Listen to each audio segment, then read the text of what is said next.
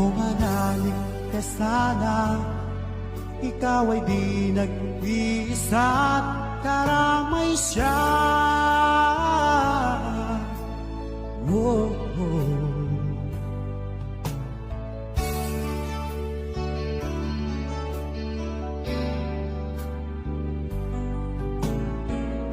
Ang ibon sa kaparangan, minsan may di kinaligdan, higit kanyang minamahal.